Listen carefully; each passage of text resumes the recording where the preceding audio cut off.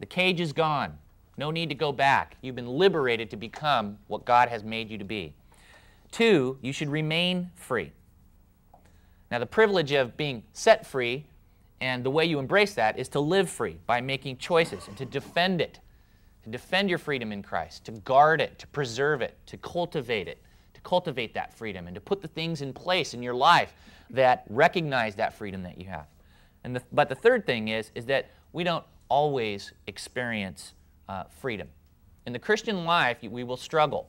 And sometimes our faith, if we have the same issues as the people in the first century have, it can become a burden.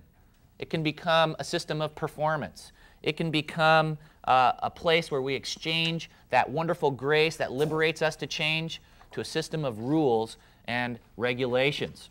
And if you turn your page, we become like these first century people called the Judaizers. Now, when Paul wrote the book of Galatians, he mentions these guys, and they would follow and dog him around, and once he would share the gospel of grace and people would embrace this new freedom in Christ, the Judaizers would come along specifically to rob that freedom. They're known in the Bible as freedom robbers. How did they rob people's freedom in Christ? Well, they successfully robbed the new believers that were coming to Christ from their freedom by making Christianity about doing more versus being or becoming more. And the focus turned to man and what we do versus Christ and what he did. And this is how it plays out. The gospel would be shared, the Judaizers would come, and they would turn the gospel of grace into a gospel of routine and religion and legalism. And then what would that lead to? It would lead to this false sense of security. People would invest in their behavior.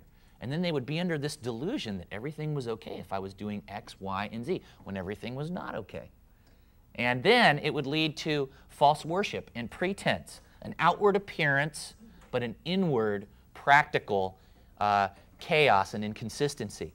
And that is our challenge, men, as you go forward in Christ to live free, is to not stagnate and not get into a religion of performance and routine and church and Bible study, but to move forward in faith and not to be lulled into a sense of security, but to press on and to grow in your faith. That's stewarding freedom responsibly.